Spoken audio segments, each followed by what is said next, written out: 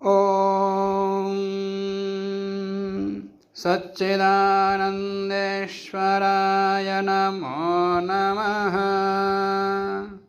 कात्यायन श्रौत सूत्र का पहला अध्याय, तीसरी कंडिका, 21वां सूत्र। इससे पूर्व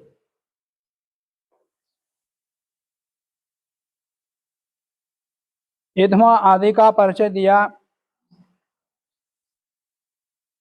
इधम आदि की चर्चा के पश्चात अब आगे उसी इधम के विषय को लेकर के अपरमितम प्रणयनीयम त्रियूनम 21वां सूत्र है। गार्हपत्येकदेशस्य आह्वनीयम प्रति नयनम प्रणयनम। प्रणयन का तात्पर्य क्या होता है? आह्वनीय कुंड से गार्हपत्य कुंड से आह्वनीय कुंड की ओर अग्नि को ले जाना, उसको बोलते हैं प्रणयन। अग्नि प्रणयनम माने अग्नि को ले जाना। या तो आह्वनीय में ले जाओ, नहीं तो दक्षिणाग्नि के लिए ले जाओ, पर गार्हपत्य से ले जाएंगे। तो गार्हपत्य के एक देश का माने गार्हपत्य के कुछ अंगारों को आह्वनीय के प्रति ले जाने को क्या बोलते हैं? प्रणयनम। तच्च प्रणयनम, वो प्रणयन चातुर्मास्यादो। चातुर्मास्य कैसे ले जाते हो अंगारों को? गार्हपत्य से आह्वनीय में अंगारों को ले जाते हैं। किसमें ले जाते हैं, कैसे ले जाते हैं? एक मिट्टी के पात्र में, करपरादि में रखे ले जाते हैं। परंतु कहीं कहीं पर ईंधों से ले जाना ऐसा बताया गया, वही बता रहे हैं। तच्च प्रणयनम, वो प्रणयन चातुर्मास्यादो ईध्मेन अग्निम गृहीत्वा, ईध्म से अग्नियों को लेकर कर्तव्यम, ले जाना चाहिए। न कर्परादि ना, मिट्टी के पात्र आदि में रख करके नहीं ले जाना। इति वक्ष्यति, आगे 5वें अध्याय में सूत्रकार स्वयं कहेंगे। प्रणयनार्थम ईध्मम, प्रणयन के लिए यहाँ ईध्म चाहिए। अब यहाँ संविधा चाहिए, और संविधा पीछे कितना बताया? 18, किसी किसी मत में 21। तो प्रणयनार्थम ईध्मम प्रागुक्त ईध्म काष्ठ संख्यापेक्षया अधिकतर काष्ठवंतम, उससे अतिरिक्त ये लेना चाहिए। ये संविधा अग्नि को ले जाने के जो संविधा है, संविधा को ऊपर रख करके उधर ले जाएंगे, तो ये संविधा अतिरिक्त रखना चाहिए, यही बताया। अपरिमितम माने अधिक रखना चाहिए। अधिकतरम काष्ठवंतम, तीसरी भी। और वो संविधा को कैसे रखना? अलग अलग नहीं रखना, उसको बांध के रख लें, फिर उसके ऊपर अग्नि को रखे ले जाएं। तीसरी भी ही सन्नहनम रज्जु भी बद्धम च कुर्यात, माने त्रियूनम का अर्थ बता रहे हैं। तीसरी भी ही सन्नहन रज्जु भी, संविधाओं को बांधने की जो रज्जु है, रस्सी है, उसको 3 जगह बांधना, फिर इसके ऊपर रखे ले जाए। त्रियूनम मतलब त्रिषु स्थानेषु यूनेन बद्धम त्रियूनम, उसी का अर्थ बताया। तीसरी भी ही सन्नहन रज्जु भी, 3 सन्नहन रज्जुओं से बद्धम कुर्यात, उन संविधान को करें, फिर उनके ऊपर रख करके अग्नि को ले जाना या अग्नि प्रणयन करना, यह बता दिया। चातुर्मास्य आदि में जहां पर विधान किया गया ऐसा, नहीं तो सामान्य रूप से मिट्टी के पात्र में ले जाते हैं। अब उसके पश्चात वेद के बंधन के विषय बताते। निरूप्य आज्यम, आज्य का निर्वाह करके, वेदोसी इति यजमानो वेदम करोति, वेदोसी इस मंत्र के द्वारा वेद बनाता है। वेद बनाता तात्पर्य, अब वेद बनाने की प्रक्रिया आगे बताएंगे, फिर आगे बताऊंगा।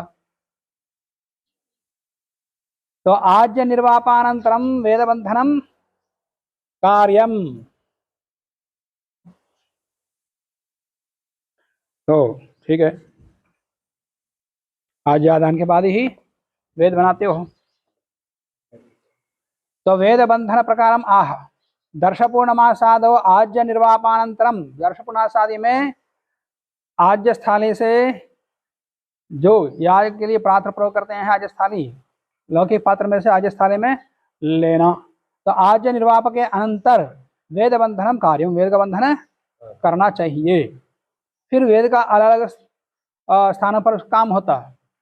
जैसे वेदी के पास उत्तर में बैठ करके जब आज्य ग्रहण करते हैं, दक्षिण हाथ में लेकर के वहां पर कुछ क्रिया की जाती हो, तो बाएं हाथ में वेद रखा जाता है। वेद मतलब वेद पुस्तक नहीं, यह है वेद, इस आकार में रहता है यह वेद। दर्भ मुष्टि, इसको बांधने की प्रक्रिया अभी मैं बताऊंगा, इसको वेद बोलते हैं। इस वेद को बायां हाथ में लेकर के फिर दायां हाथ में वहां पर आजाद निकालने का कार्य करते हैं।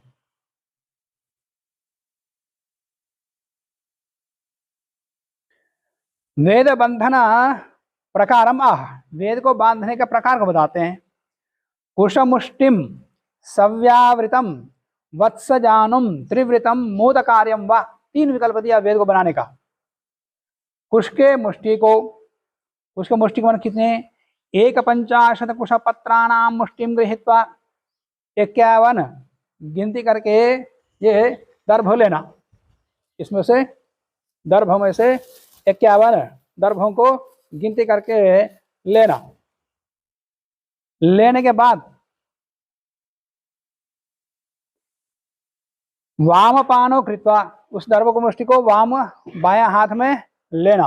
बायां हाथ में लेने के बाद दक्षिण पानिना, सीधे हाथ से प्रदक्षिणावृत्य, जैसे ये लिया, इसको लेकर के इसको एंटा जाता, इसको एंड करके फिर पीछे मोड़ा जाता, मोड़ के फिर यहाँ बांध दें।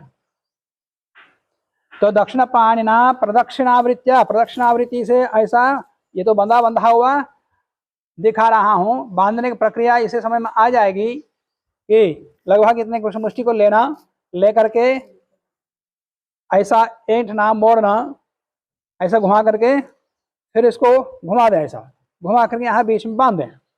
और ये इसका मात्र लंबाई प्रादेश मात्र होना चाहिए, इस प्रकार से प्रादेश मात्र होना चाहिए। ये अपने अंगूठा के अग्रभाग से लेकर के तर्जनी के अग्रभाग तक ऐसा दबाने से जो स्थान बनता है, इसको प्रादेश बोलते हैं। तो प्रादेश परिमाण में रहना चाहिए। तो प्रदक्षिणावृत्य मध्य भागे मोटन करने न, माने मोटना द्वय करने न, 2 बार ऐसा घुमा दें, घुमाने से ऐसी आकृति आ जाती है। ये किस प्रकार की आकृति आती है, उपविष्ट वत्स जान सदृशम, बैठी हुई बछड़ी का घुटना, ऐसे पीछे तरफ पैर रख करके बछड़ी या बछड़ा बैठता है तो उसका कैसे दिखता है, या ऐसे दिखता है, उसे घुटना है या पैर पीछे चला गया ऐसा।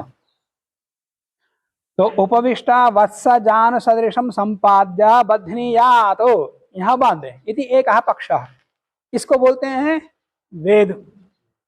ये वेद मार्जन आदि कार्य में आता है। ये वेद शब्द एक पारिभाषिक है श्रौत कर्मकांड के लिए, और ये अंतदात शब्द है। वेद शब्द ये आएगा, इसके लिए जो वेद शब्द आता है वो अंतदात आता है। जो ऋग्वेद आदि जो संहिता ग्रंथ है उनके लिए जो वेद आता है वो आदि आते हैं।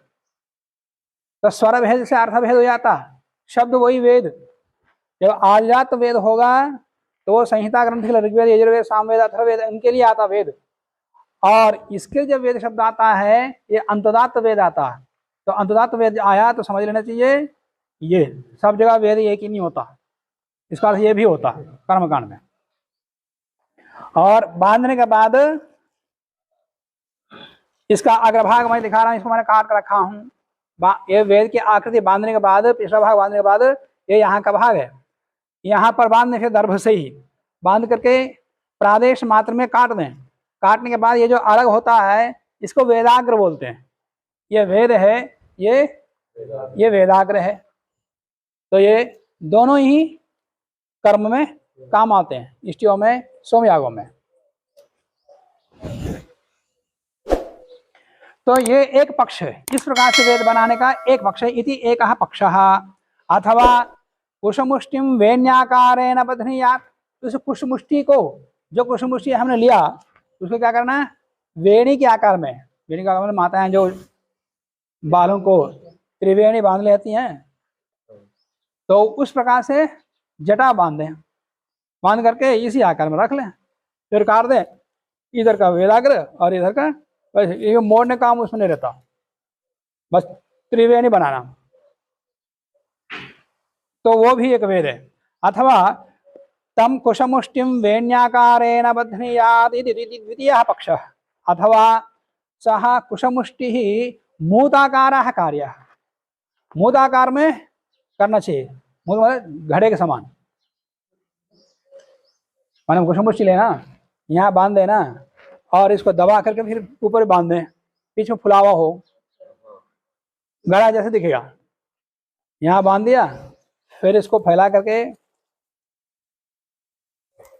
ऐसा करके फिर ऐसा बांध दें।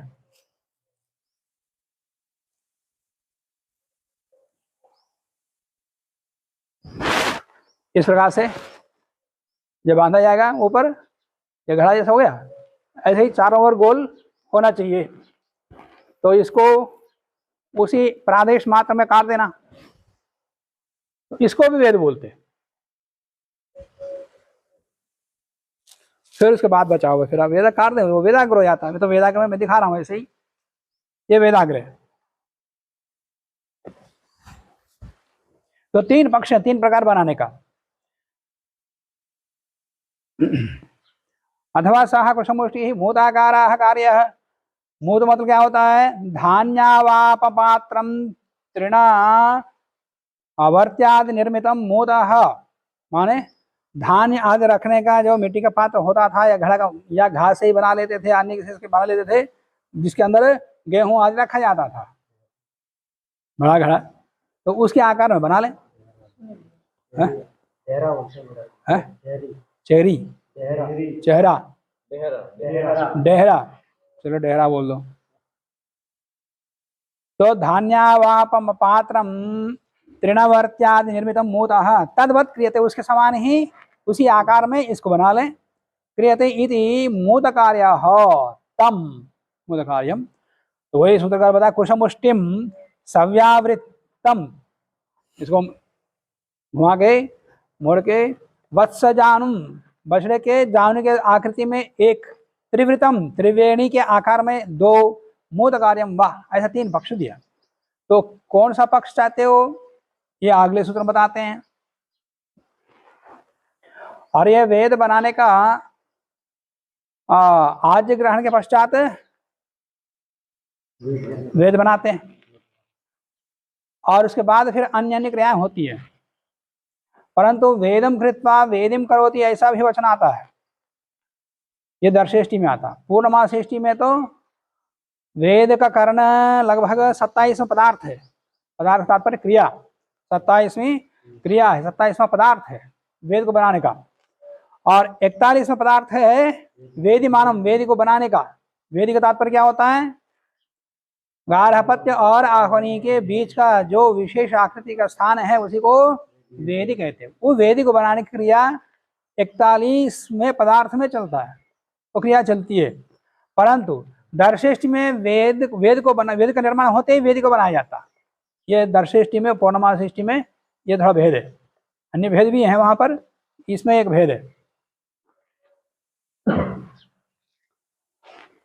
और अगला सूत्र है, पशु ब्रह्म वर्चसान्नाद्य कामाः यथा संख्यम, यथा संख्य करके जो तीन प्रकार का वेद बताया, कौन कौन से पक्ष को लेकर के वेद बनाए? कहते हैं पशु कामना वाला हो तो ये बछड़े के घुटने के समान बना लें। पशु की संपत्ति, जिसको इच्छा हो, दूध पीने की इच्छा हो, गाय की संपत्ति हो, तो उसको ये इस आकार बना लें। पशु के बछड़े के घुटने के बराबर बना दिया तो पशु मिल जाएगा। ये पशु कामना वालों को ऐसा बनाना। या ब्रह्मवर्चस कामना वाला त्रिवेणी के आकार में बनाए, और अन्नादि कामना वाला मूत कार्यम, माने घड़े के समान बना रहे। तो जैसे कामना है वैसे ही आकृति दे दिया उसको। सव्यावृतम वत्स जानु सदृशम वेदम पशु काम, वेद को पशु कामना वाला वत्स जानु सदृशम बनाए। त्रिवृतम ब्रह्मवर्चस काम, ब्रह्मवर्चस कामना वाला त्रिवेणी जटा के समान बनाए। मूताकारम अन्नाद्य काम कुर्याद, अन्नादि कामना वाला घड़े के समान बनाए। उसके पश्चात और एक पदार्थ के विषय बता रहे हैं। आमुष्माद इति कर्मसु तच्च, आमुष्मात अमुक कर्म तक, ऐसा जहां कहीं भी कहा जाएगा कर्मसु कर्म में, तच्चा उसको वहां उसको भी करना। इसका तात्पर्य क्या होता है? आ अमुष्मात, अमुष्मात मतलब वहां तक, उस पदार्थ तक, उसमें आ लगा दिया। आ अमुष्मात, आमुष्मात समझ संधि हो जाएगी। आ अमुष्मात, आमुष्मात माने अमुक क्रिया तक, ऐसा जहां कहीं भी बताया जाएगा। अब उसको आंग को मर्यादा में लोगे, अविधि में लोगे? व्याकरण में प्रश्न उपस्थित होता तो वहां तो समाधान दे दिया, एक कार्य का बना दिया। और यहाँ पर कर्मकांड में तो यहाँ परिभाषा पर हम बता रहे हैं, जहां कहीं भी आंग रखा जाएगा सब जगह अविधि ही लेनी है, मर्यादा नहीं लेनी है, मर्यादा अर्थ नहीं लेना। आप लोग तो व्याकरण पढ़ते हैं, समझ रहे हैं। मर्यादा अविधि क्या होती है? तेन विना मर्यादा, तेन सह अविधि। मान लिया कि हैदराबाद तक वर्षा हुई, हम यहाँ बैठे बैठे कह रहे हैं यहाँ से लेकर के हैदराबाद तक वर्षा हुई, इसका मतलब तक का अर्थ दो हो सकते हैं। हैदराबाद सीमा जहाँ प्रारंभ हो रही है वहां तक पहले हो गया तो भी हैदराबाद तक, यहाँ उससे पहले हो गया हैदराबाद के समाप्ति तक वर्षा हो गई तो क्या कहेंगे? तो भी हैदराबाद तक ही कहेंगे। तो जब हैदराबाद को भी ले लिया तब उसको क्या कहेंगे? अविधि। हैदराबाद से पहले तो सीमा तक जो ले लिया वो मर्यादा। तो तेन बिना मर्यादा, तेन सह अविधि। तो यहाँ पर तेन सह अविधि ही लेना, मर्यादा अर्थ नहीं लेना। जैसे पश्वादि कर्मसु, पश्वादि कर्मों में कहा हुआ है यत्र तत्र अप्रयाजेभ्यः कहा, प्रयाज तक कहा, इस मतलब प्रयाज को भी लेना। क्या सुनाया? अप्रयाजेभ्यः मतलब प्रयाजों तक, अप्रयाजों तक मतलब प्रयाजों तक पहले जो क्रिया है वो भी प्रयाजों तक है, पहले वाला करना ही है, प्रयाजों को भी करोगे तो भी प्रयाज तक है। तो कौन सा लेना है? प्रयाजों को लेकर के अविधि अर्थ लेकर कर्म करना। यत्र यत्र अप्रयाजेभ्यः इत्यादि सूत्र मध्य प्रयोक्ष्यते, ऐसा जहां जहां आंग उपसर्ग का प्रयोग किया जाएगा तत्र तत्र आंग संयुक्तम प्रयाजादिकम अपि कर्म कर्तव्य, प्रयाजादि कर्म को भी करना चाहिए। कहने तात्पर्य अविधि अर्थ लेना। अवधित्वेन न परित्याज्यम इत्यर्थः, मर्यादा के अविधि लेकर के, मर्यादा अर्थ लेकर के उसको छोड़ना नहीं, प्रयाज को नहीं छोड़ना। सर्वत्र आंग अभिध्यर्थ, कर्मकांड में आंग सर्वत्र अभिधि ही अर्थ लेना है, ना मर्यादार्थ ही भाव, मर्यादार्थ नहीं, ऐसा बता दिया। अंतवचने च, अंतवचन में भी ऐसा ही है। जैसे शयवंतम भवति, इडांतम भवति, माने इड़ावक्षण है ना। किसी प्रकृति याग में, विकृति याग में प्रकृति का कर्म कितना करना है निर्देश किया जाएगा। तो इडांतम कृत्वा माने इड़ावक्षण तक करके फिर आगे की नई क्रिया बताएंगे। इडांतम कृत्वा नई क्रिया बताएंगे। अब इडांतम तात्पर्य इड़ा भक्षण के साथ इड़ा कार्य का तक करके फिर अंतगम, इड़ा को भी ऐसा ही अर्थ लेना। शय्यंतम करोति भवति, इडांतम भवति इत्यादो अंतशब्द प्रयोगोपि, अंतशब्द संयुक्तम। मान लिया इड़ा भक्षण से पहले कुछ कर्म है, उसके अंत में जिन क्रियाओं के अंत में इड़ा है वो इडांत, वो भी कहलाता है। और इड़ा भी स्वयं उसके अंदर आ रहा हो उसको भी इडांत कहेंगे। समझ आ रहा है? जैसे बहुरी में तद्गुण संविज्ञान अतद्गुण संविज्ञान होता है, जानते हो?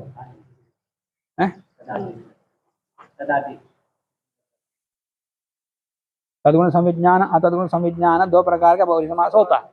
अभी तो प्रारंभ में हो तो नहीं आया है। हाँ, सर्वादि ले लो, सर्वादिनी सर्वनामानी। तो सर्व आदि में है जिनके, किनके? सर्व के बाद विश्वादि समझ लो। तो सर्वादि से कौन आएगा? विश्वादि आएगा, सर्व नहीं आएगा। फिर सर्व आदि में है जिनके, अन्य पदार्थ होता ना बहुरी समास में, तो अन्य पदार्थ लिया तो सर्व शब्द आदि में है जिनके, जिनके आदि में है वो सर्वादि कहलाएगा, सर्व शब्द नहीं आएगा। उसको तो आप क्या कहेंगे? अतद्गुण संविज्ञान। और सर्व को भी ले लोगे सर्वादि में, वो तद्गुण संविज्ञान। बहुरी समास दो प्रकार का होता है। जैसे पीताम्बरमानय, क्या हो गया, पीले कपड़े वाले को लेके आओ, तो आदमी भी आएगा, पीताम्बर भी आएंगे ना। तो पीतानि अम्बरानि यस्य सह पीताम्बरः, दृष्ट सागर मानय कहेंगे तो जिसने सागर को देखा वो आदमी को लेके आओ। सागर के विषय में पूछते हैं उसको कैसा लगा है, तो दृष्ट सागर मतलब सागर को भी साथ में लेके आएंगे। क्या उस आदमी के साथ में नहीं लाएंगे, सागर उस को केवल आदमी को लेके आएंगे। तो वहां आता तुमने संविधान हो गया।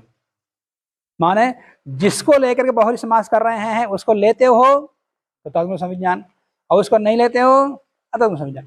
ऐसे ही यहाँ अंत शब्द है, शयु अंत में है, इड़ा अंत में है, जिसके, तो जिसके माने उससे पहले की जितनी क्रिया उनको लोगे इड़ांत, इड़ा को नहीं लेंगे तो फिर क्या होगा, अतत्व संविज्ञान होगा। इड़ा को भी लोगे तो तत्व संविज्ञान हो जाएगा। बस व्याकरण भाषा में समझा दिया।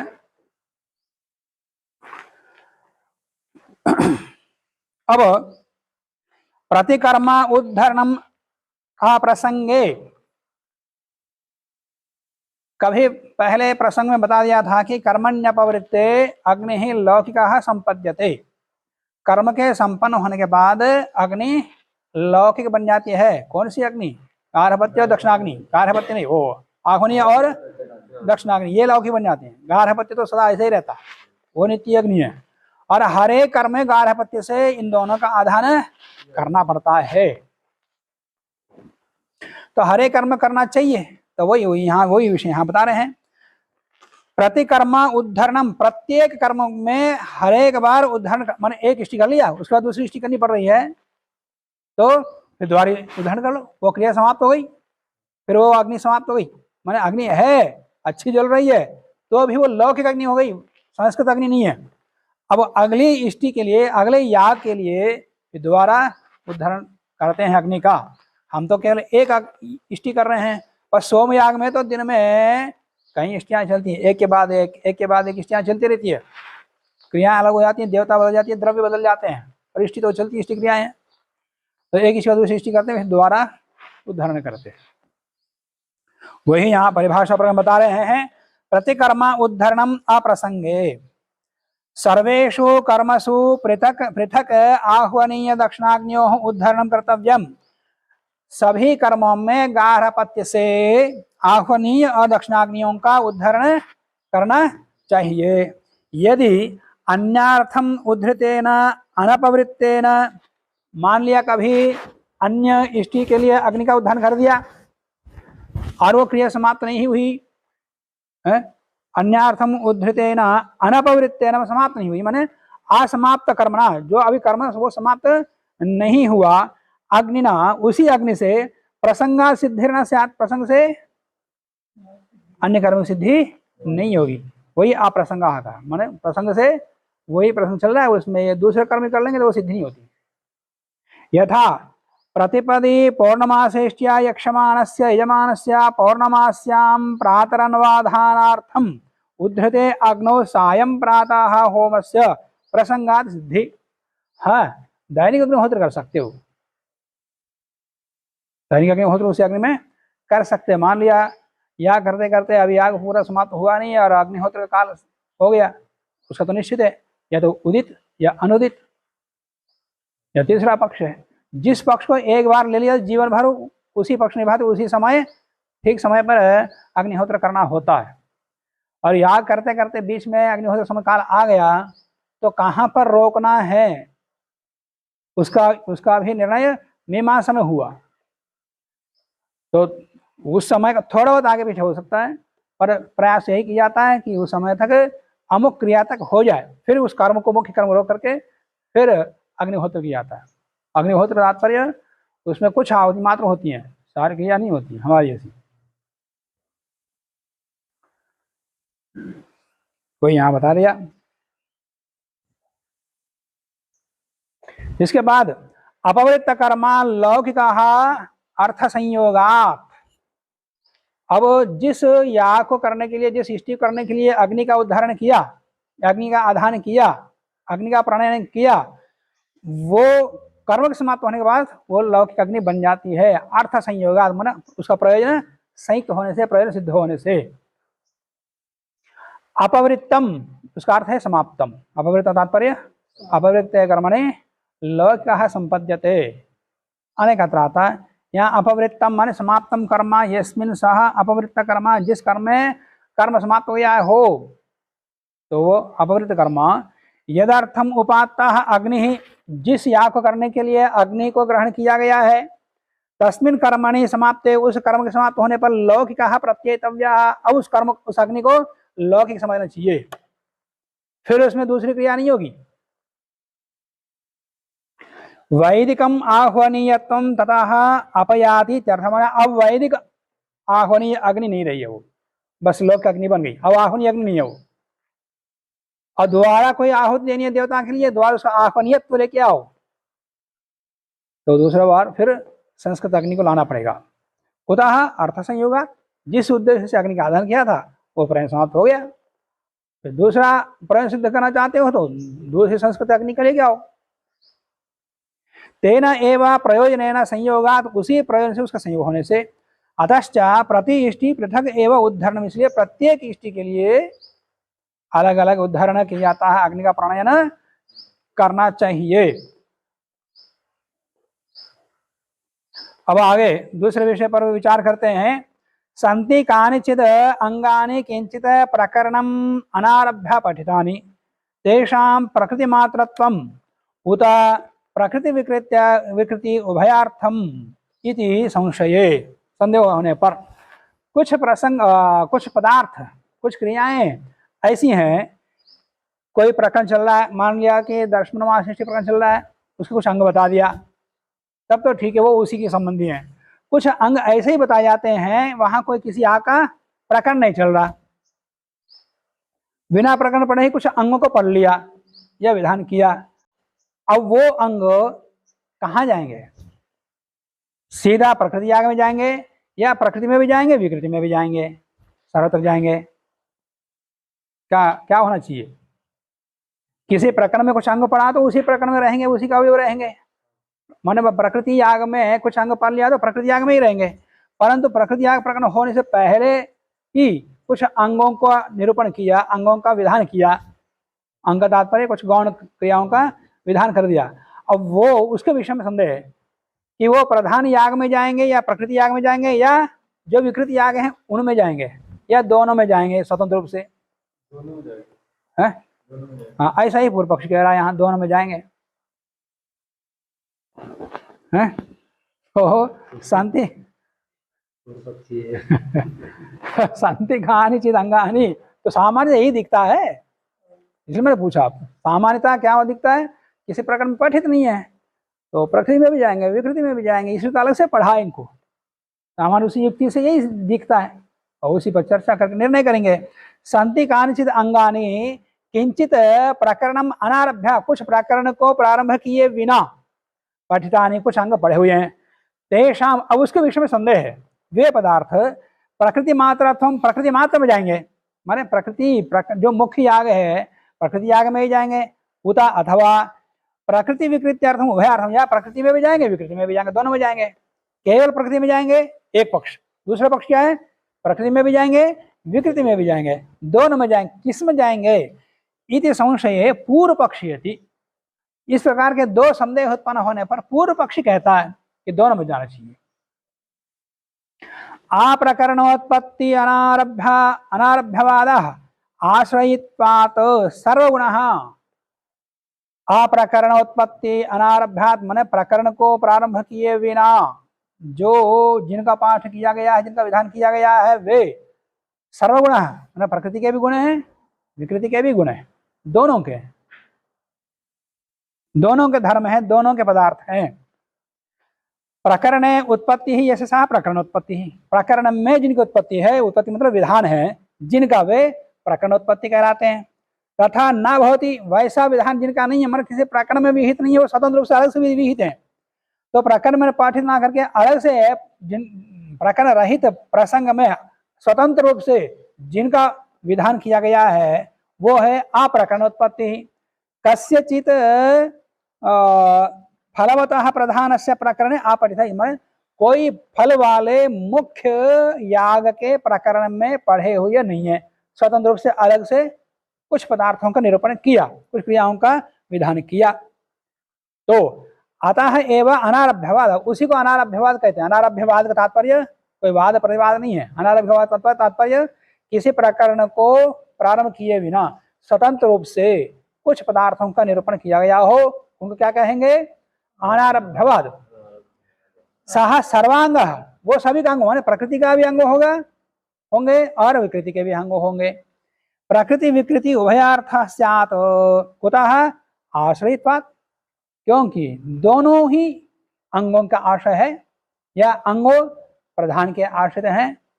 आश्रयित्वात्, जैसे पर्णमयी जुहुर्भवति, क्या कहा है? जुहू पर्णमयी होना चाहिए, एक धर्म है, एक गुण है। ये गुण केवल प्रकृति के लिए क्या है? दोनों के लिए ना, सबके लिए ना। जो प्रकृति आ गए उसके लिए भी, जितनी विकृति आ गई सबके लिए है ना। जुहू नाम का एक श्रुच है, पहले दिखा दिया था, वो श्रुच पलाश की लकड़ी से बनाना। अब ये जो गुण है वो प्रकृति आग के लिए भी है, विकृति आग के लिए भी है, तो दोनों में जाएगा ये। ऐसा पूर्व पक्षी अपने मत का प्रतिपादन कर रहा है। पर्णमयी जुहुर्भवति, ऐसा ही खादिराह श्रुवा, श्रुवा गोल आकृति की एक शुभा है, वो खादिर का होता है। खादिर का तात्पर्य खैर या कत्था भी बोलते हैं, कुछ लोग खैर बोलते हैं, कत्था भी बोलते हैं। तो खादिराह शुभा इत्यादि जो गुण है, धर्म है, वो जुहुआदि कर्माश्रित्या एवं, जुहू के आश्रय से पर्णता, श्रुवा के आश्रय से खादिरत्व का विधान किया हुआ, ये गुण सबके लिए हो जाएगा। क्यों? सभी में जुहू और श्रुवा का आश्रय है। जहां जहां श्रुवा और जुहू का आश्रय है, वहां वहां पर ये दोनों अपने अपने धर्म जाएंगे, अपने अपने गुण जाएंगे। जुहू का धर्म है पर्णता, माने पलाशत्व, और श्रुवा का खादिरत्व गुण, उन श्रुचों का, श्रुव का जहां जहां प्रयोग वहां सर्वत्र जाएंगे ये। तो जुह्वादि कर्माश्रित्या एवं पर्णतादीनां प्रवृत्तत्वात्, जुह्वादीनां प्रकृति विकृति उभय साधारण्यात्, माने जुहू और श्रुवा आदि प्रकृति विकृति या सभी यागों में उपयुक्त होते हैं। उभय साधारण्यात्, ये गुण भी सबके लिए हैं। एवं च अनारभ्याधीतम सर्वम, इस प्रकार से किसी प्रकरण को प्रारंभ किए बिना जो कुछ भी पदार्थों का निरूपण किया गया है सब प्रकृति विकृति उभयगामी, प्रकृति में भी प्रकृतिगामी भी है और विकृतिगामी भी है। इति फलितम, ऐसा सिद्ध हुआ, ऐसा निर्णय हुआ। एवं पूर्व पक्षे प्राप्त, इस प्रकार पूर्व पक्ष प्राप्त होने पर सिद्धांत यदि, सिद्धांति कहता अब प्रकरणे च अविशेषात्, अविशेष रूप से सामान्य रूप से प्रकरण के रहित पढ़ने पर भी वो प्रकरण में ही जाएंगे, विकृत प्रकृति याग में ही जाएंगे, प्रधान याग में ही जाएंगे, विकृति में नहीं जाएंगे। विकृति याग में क्या कैसे करेंगे? उसके लिए अतिदेश सूत्र एक, प्रकृतिवद विकृति कर्तव्य, सारी जितनी विकृतियां सब प्रकृति के समान करना है। तो प्रकृति में आ गया तो केवल प्रकृति में जाएंगे, अनारभ्यवाद से विहित सारे कर्म केवल प्रकृति में जाएंगे। अब प्रकृति में जाने के बाद प्रकृति से फिर सारे के सारे प्रकृति में पठित, अब प्रकरण में जो पठित नहीं है वे, वो सब एकत्रित होकर के प्रकृतिवद विकृति कर्तव्य, इस अधिदेश सूत्र से सारे के सारे मिलकर के फिर प्रकृति याग में जाएंगे, विकृति याग में जाएंगे। समझ गए ना? यदि ऐसा नहीं मानेंगे तो सबके लिए मानोगे तो प्रकृति में भी आएंगे। अब प्रकृति में पठित, जो प्रकरण में पठित कर्म है वो, और यहाँ भी प्राप्त हैं वो कौन?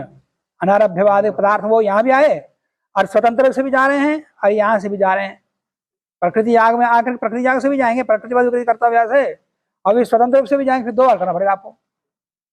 विकृति यागों में प्रकृतिवाद विकृति कर्तव्य से प्रकृति में आकर के प्रकृतियों में पठित पदार्थों के साथ मिल करके फिर वहां जाएंगे, और फिर स्वतंत्र रूप से भी जाएंगे, तो फिर वहां का निर्णय करना मुश्किल हो जाता है। सामान्य कथन तो सबके लिए होता है, तो ये अतिदेश क्यों कर रहे हैं? सामान्य कथन तो सबके लिए होता है। तो सामान्य कथन किसको सामान्य कथन ले रहे हैं? जो प्राणमय जीव भविष्य इत्यादि जो है। हाँ, तो ये जो धर्म है पर्णमयी जुहुर भवति, ये विकृति में जाएगा केवल, ये तो निर्णय कर रहे हैं।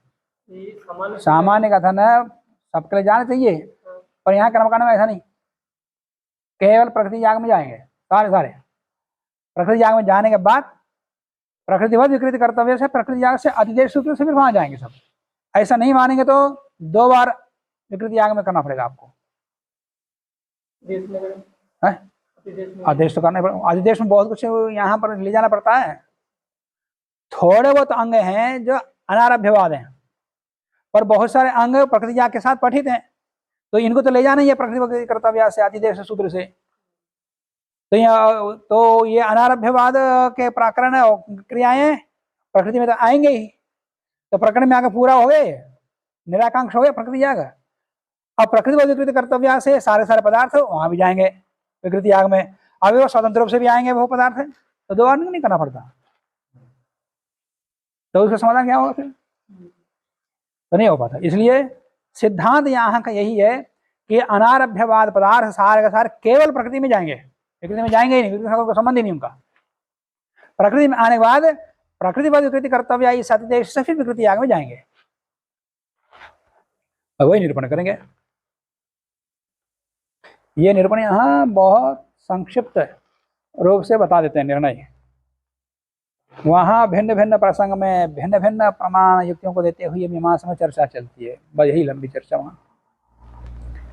यहाँ तो कर्मकांड को यहाँ के समझने के लिए थोड़े बहुत विषयों को लेकर के निर्णय किया परिभाषा प्रकरण में, जो मुख्य हैं।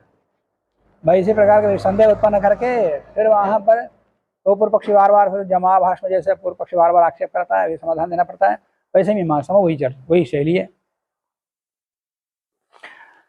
महाभाष्य में व्याकरण सूत्रों पर चर्चा है, मीमांसा में इसे कर्मकांड पर चर्चा है। और इस कर्मकांड का परिचय ना हो, क्रियाओं को नहीं जाना, तो समझ में आएगा। प्रथम पढ़ा नहीं, अष्टाध्यायी याद कर लिया, सीधा महाभाष्य, अष्टाध्यायी महाभाष्य, 2 व्याकरण पुस्तक है, अष्टाध्यायी पढ़ लो, सीधा महाभाष्य पढ़ो, कुछ पकड़ में आएगा। वहाँ उस श्लोक का अभिप्राय दूसरा है, अष्टाध्यायी भाष्य को लेकर के ही अष्टाध्यायी कहा है। पर बिना प्रथमावृत्ति पढ़े महाभाष्य में जिस प्रकार से अंधेरा ही अंधेरा, पता नहीं कुछ बड़बड़ा रहे हैं, क्या बोल रहे हैं, कुछ समझ नहीं आएगा। कहानी भी तो वहाँ कहानी तो समझ में आती है बस है कि डब्बे में कंकड़ डाल कुछ हिला रहे हैं, गड़ आवाज आ रही है, ऐसे बोलते जा रहे हैं, एक भी शब्द पढ़ में नहीं आएगा क्या बोल रहे हैं। काशिका पर्यंत पढ़ करके भी समझ नहीं पाते, सावधान से होकर समझना पड़ता है। अच्छी योग्यता वाला ही वहाँ पकड़ पाता है, और आधी है अधूरी योग्यता वाला और आचार्य पढ़ाता जा रहा है तो भी पढ़ नहीं पाते। महाभाष्य में मीमांसा भी वही हाल है, बिना इन 100 सूत्रों को पढ़े, 100 सूत्रों पढ़ने पर भी प्रयोग को साक्षात नहीं देखा हो तो मीमांसा में अंधेरा ही अंधेरा है, पता नहीं क्या बोल रहे हैं। प्रश्न ही नहीं आएगा, उत्तर क्या समझ आएगा फिर? प्रश्न किस विषय को लेकर प्रश्न किया है यही समझ आएगा, फिर उसके ऊपर चर्चा कैसे चलेगी, क्या समझ आएगा। हाँ एवं पूर्व पक्षे प्राप्त सिद्धांत यति प्रकरणे च अविशेषात् चा शब्द पूर्व पक्ष व्यावृत्तो, चा शब्द यहाँ पर पूर्व पक्षी को हटाने के लिए, मतलब वाह के अर्थ में, वाह पूर्व पक्षी व्यावृत्ति के लिए वाह शब्द प्रयोग किया जाता है, तो यहाँ उसी अर्थ में चा का प्रयोग किया सूत्रकार ने। प्रकृतौ एव अनारभ्याधीतानां निवेशः, अनारभ्याधीत पदार्थों का निवेश प्रवेश प्रकृति याग में ही होंगे, या एव अर्थ में यहाँ पर चा शब्द प्रकृतौ एव निवेशः, अनारभ्याधीतानां पदार्थानां प्रकृतौ एव निवेशः प्रवेशः न विकृतौ, कुतः क्यों? अविशेषात्, अविशेष से, अविशेषेण जुह्वादि साधारण्येन प्रणतादीनां अतिदेशेन एव विकृतो अपि प्राप्ति संभवात्, केवल प्रकृति में जाने पर भी प्रकृतिवत विकृति कर्तव्य इस न्याय से अतिदेश सूत्र से विकृति में जाएंगे ही। तो सबके लिए हो रहा है ना, सामान्य है, सामान्य तो सबके लिए है, केवल एक ही के लिए तो एक ही में रख रहे हैं, दूसरे में नहीं ले जा रहे हैं, ऐसा तो नहीं है ना। केवल प्रकृति में ले जा करके फिर अधिदेश सूत्र के नियम से फिर वहां ले जा रहे हैं, तो इस प्रकार सामान्य हो जा रहा। बिना प्रकृति आके सीधा जाएंगे तो फिर दोष आएंगे। दर्शनाच देखा भी जाता, माने प्रकृति अंग जो है केवल प्रकृति में जाएंगे ऐसा देखा भी जाता है। अनारभ्याधीतानां प्रकृतिगामित्वे एव विकृतो प्रयाजादि दर्शनम् उपपद्यते। अनारभ्याधीत पदार्थ प्रकृतिगामित्वे प्रकृति याग में ही जाएंगे, प्रकृति याग में ही निवेश होगा उनका, ऐसा मानने पर ही विकृत यागों में प्रयाज दिखाई देंगे, नहीं तो प्रयाज ही नहीं हो पाएंगे। प्रयाज क्या होता है? पंच प्रयाजा त्रयो अनुयाजा, पहले ही बता दिया था। यह पंच प्रयाज क्या होता है? 5 आहुतियां कौन कौन सी हैं? किस किस देवता देवता वाली आहुतियां हैं? क्रमशः बताओ।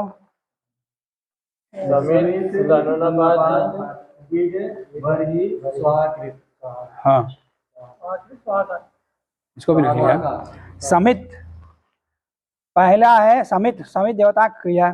और तनुणपात, उसमें विकल्प नाराशंस भी है, तनुणपात और नाराशंस, ये दोनों मिलकर एक ही है।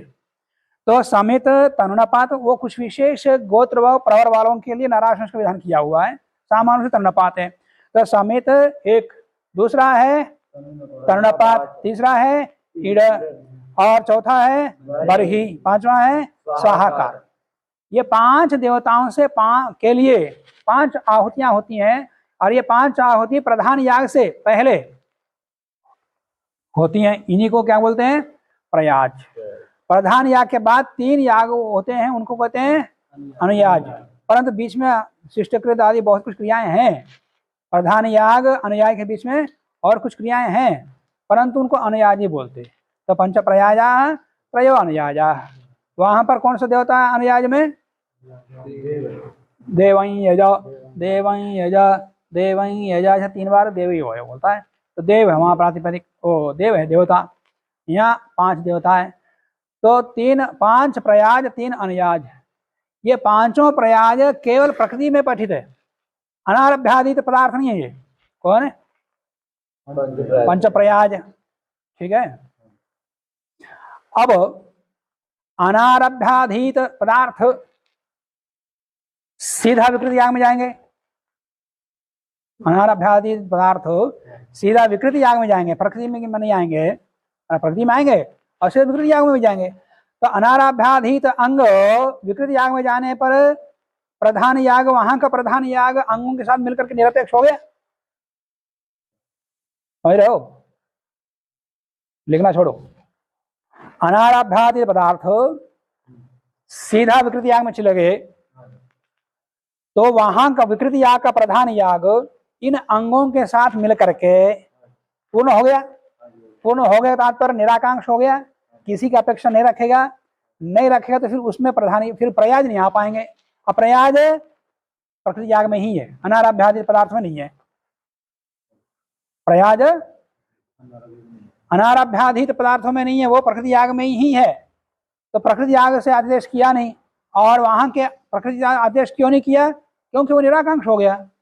अनारभ्याधीत पदार्थ सारे पदार्थ से सीधा विकृत याग में चले गए। अब वो निराकांक्ष हो गया, अब किसी की अपेक्षा है ही नहीं। अपेक्षा हो तो फिर आदेश से यहाँ से माले जाएंगे, और आदेश से यहाँ से वहाँ प्रकृति याग से विकृत याग में ले जाएंगे, तो उधर से भी आ गए इधर से भी आ गए, दोनों तरफ भर जाएंगे वहां पर अंग। एक दोष आएगा ही। दूसरा, सीधा वहां पर जाने पर अंग याग निराकांक्ष आता है, विकृत याग माने अन्य की अपेक्षा नहीं रखते, वो पूर्ण हो गया। पूर्ण हो गया तो प्रयाग दर्शन वहां नहीं हो पाएगा फिर। और जबकि विकृत यागों में प्रयाग का विधान किया हुआ, जैसे उदाहरण बस दर्शनाचा माने अनारभ्याधीत नहीं, आरभ्याधीत प्रयाज भी विकृत यागों में दर्शन होता है, इसका तात्पर्य है। समझ लिए? तो अनारभ्याधीतानां प्रकृतिगामित्वे एव विकृतो प्रयाजादि दर्शन उपपद्यते। जैसे यहाँ की व्याख्या या व्याख्याकार की पंक्ति थोड़ा स्पष्ट नहीं है, है, ठीक ही लिखा, परंतु अर्थ जो मैंने अभी बताया वो अर्थ वहां स्पष्ट नहीं हो रहा यहाँ की व्याख्या से, इसे मैंने अलग से लिखवा दिया, उसको देखो। अनारभ्यवादाः विकृतो चोदकात् पूर्वं न निविशन्ते इति। अनारभ्याधीत जो पदार्थ हैं वे विकृति याग में चोदकात् पूर्वम, चोदक तात्पर्य क्या है? प्रकृतिवद विकृति कर्तव्य, वो चोदक विधायक, चोदक तात्पर्य प्रकृतिवद विकृति कर्तव्य, वो भी लिख रख लेना टिप्पणी वहां संख्या डाल करके। चोदक का तात्पर्य क्या होता है? प्रेरक, उसके समान करो। वो कौन है? प्रकृतिवद विकृति कर्तव्य, वचन ही चोदक है, चोदक वचन है।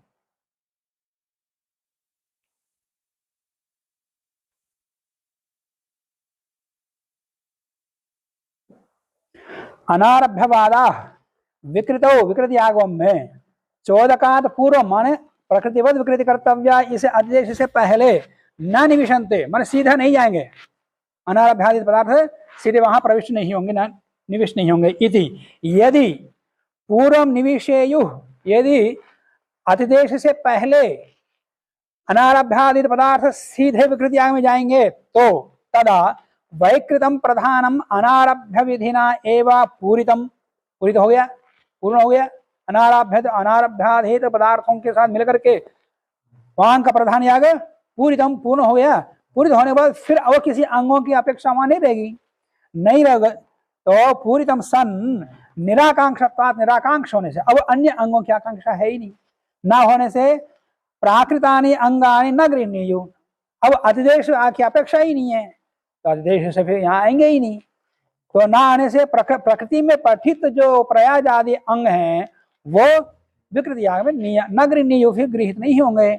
कदाच विकृतो, विकृति याग में प्रयाज आदिना प्राकृतानाम दर्शन न स्यात्, प्रकृति याग में पठित प्रयाज आदियों का दर्शन विकृति यागों में नहीं होगा, जबकि विकृति यागों में प्रयाज का दर्शन होता है विधि सूत्रों में या विधि वाक्यों में। जैसे अस्ति च तथा ही अश्वमेधे, अश्वमेध के विकृति यागों में सावित्री इष्टि, एक सावित्री इष्टि निर्वपति, उस सावित्री इष्टि में प्रयुक्त होने वाला एक वाक्य शरद ब्राह्मण का वाक्य यहाँ व्याख्याकार ने दिया है।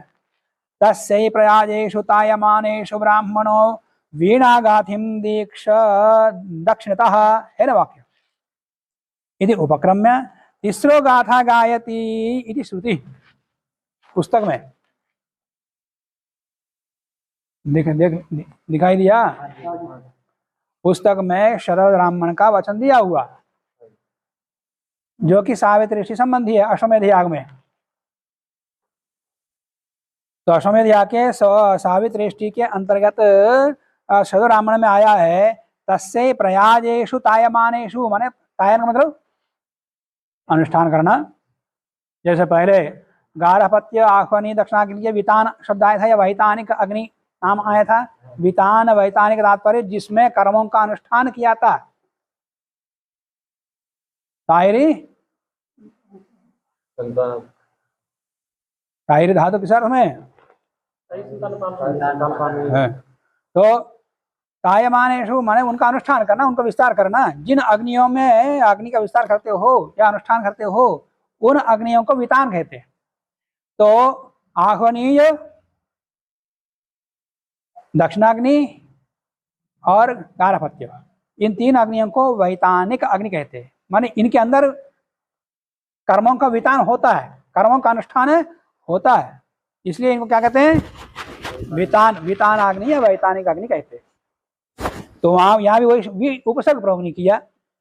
तस्यै प्रयाजेषु तायमानेषु माने प्रयाजों के अनुष्ठान किए जाने पर ब्राह्मणों, अब तब क्या करना, ब्राह्मण लोग वीणा गाथी दक्षिणतः, वहां पर कोई गान करते हैं। प्रयाजों का जब अनुष्ठान किया जा रहा होगा तब ये गान करना, ऐसा वहां प्रसंग आया। और वहां पर सूर्य में प्रयाज आएंगे ही नहीं, अनारभ्यादि पदार्थों को सीधा विकृति याग में जाएंगे तो प्रकृति विकृति कर्तव्य आदि देश से प्रयाज प्रकृति याग से आएंगे ही नहीं, आएंगे नहीं तो वहां सौर्य अष्टमी में, सावित्री अष्टमी में प्रयाज का अनुष्ठान होगा ही नहीं। जबकि वहां पर कहा जा रहा है प्रयाज के अनुष्ठान होने पर वहां पर गान गाए जाए। इसका मतलब प्रयाज हो रहे हैं। प्रयाज हो रहे हैं का तात्पर्य प्रकृति से ही आए हैं वो। तो प्रकृति से आए हैं तो प्रकृति में सम्मिलित तो अनारभ्यादित पदार्थ प्रकृति में आ गए, प्रकृति से फिर सब मिलकर के आ जाएंगे ना। अनारभ्यत पदार्थ और प्रकृति आग में पठित पदार्थ सारे मिलकर के एक साथ यहाँ आ जाएंगे। फिर अलग से स्वतंत्र रूप से ले जाना उचित नहीं है, न्याय नहीं है। एवंच यदि प्रकृतितः एव धर्माः आगच्छेयुः, यदि प्रकृति से ही धर्म आ जाए तदानीम अत्र प्रयाज दर्शनम उपन्नम स्यात्, तब तो प्रयाज यहाँ सिद्ध हो सकता है। अन्यथा अनारभ्य विधि सापेक्षत्वे, अनारभ्य विधियों के साथ सापेक्ष होने पर प्रयाज आदि नाम प्राप्तिरेव तत्र न स्यात्, प्रयाज आदि प्राप्ति केवल अनारभ्यादि पदार्थों के साथ विकृति इष्टि के सापेक्ष हो गया, उनके साथ मिल गया और संपूर्ण हो गया, पूर्ण हो गया। फिर विकृतिवाद प्रकृतिवाद विकृति कर्तव्य सादेश से प्रकृति से प्रयाज आएंगे ही नहीं, तो प्रयाज सिद्धि ही नहीं होगी। जबकि वहां श्रुति कह रही है सावित्रेष्टि में प्रयाज होते हैं। यदि तत्र न स्याद् इति प्रयाज दर्शनम अनुपन्नम स्यात्, प्रयाज दर्शन होगा ही नहीं। ऐसा निर्णय करने का प्रयोजन क्या है? जैसे व्याकरण में ज्ञापक निकालते हैं तो ज्ञापक निकालने के बाद प्रयोजन सिद्ध करना पड़ेगा। इस प्रयोजन का अन्यत्र कहीं प्रयोजन सिद्ध करते, तो ऐसे यहाँ निर्णय हो गया कि अनारभ्याधित पदार्थ प्रकृति में विकृति में प्रकृति में जाएंगे, फिर विकृति में जाएंगे, सीधा प्रकृति में विकृति में नहीं जाएंगे, ऐसा निर्णय हुआ। उसका प्रयोजन क्या है? विचार से प्रयोजनम, इस प्रकार के विचार का निर्णय का प्रयोजन यह है काम्यानाम सामिधेनि कल्पानाम उपदेशेन विकृतौ अपि प्राप्तत्वात् विकृतौ अपि अनुष्ठानम पूर्व पक्षे। तो काम्य सामिधेनि, काम्य इष्टियों में सामिधेनि संख्या बढ़ जाती है। प्रकृति आग में सामिधेनि कितने मंत्र हैं? 13। 13 का 15 बनाते हो, 13 को 15 बनाते हो। कैसे बनाते हो? पहले वाले मंत्र को 11 का 15 बनाते हो, 11 का 15 बनाते हो। तो 11 का 15 कैसे बनाते हैं? पहले वाले मंत्र को 3 बार पढ़ लिया, अंतिम वाले मंत्र को 3 बार पढ़ लिया, तो पहले 2 बढ़ गए, अंतिम में 2 बढ़ गए, 4 बढ़ गए, तो 11 4 15 हो जाते। तो 15 सामिधेनि हो जाते। विकृतियों में 21 भी हो जाते हैं, कहीं पर और भी अधिक हो जाते। विकृति इष्टियों में या यागों में सामिधेनि बढ़ जाते। तो काम्य सामिधेनि कल्पानाम उपदेशेन विकृतो अपि प्राप्तत्वात्, विकृति में प्राप्त होने पर विकृति में भी अनुष्ठान होना चाहिए, ऐसा पूर्व पक्ष कहता है। सिद्धांत है तो काम्य गुणस्य विकृतो अधिदेशाभावात्, काम्य गुण का विकृति में अधिदेश का अभाव होने से, उपदेशेन च प्राप्त अभावात्, उपदेश से प्राप्त अभाव होने से उसका अनुष्ठान नहीं होगा। काम्य कर्मों में कहे हुए सामिधेनि विकृति यागों में नहीं जाएगा। काम के कारण से जहाँ पर सामिधेनि संख्या बढ़ाई गई वो विकृति यागों में नहीं जाएगा। क्यों? प्रकृति में आएगा तो प्रकृति से वहां जाएगा, और सीधा जाएगा तो काम्य कारण से जो जो अंग विधान किया ना सब जाएंगे फिर विकृति याग में। तो इसका प्रयोजन यही है कि अनारभ्याधित काम्य के कारण से, कामना के कारण से कोई विशेष विधि कही गई हो, वो भी सीधा विकृति याग में जाने लगेगा। ये पूर्व पक्ष के यहाँ दोष है। इसलिए अनारभ्याधीत पदार्थ क्रियाएं विकृति में आएंगे, विकृति से ही प्रकृति में जाएंगे, ऐसा यहाँ निर्णय हुआ। शेष आगे पात्रों का परिचय है, इसको हम अगली कक्षा में देखेंगे। आज की कक्षा को यहीं समाप्त करते हैं। ओ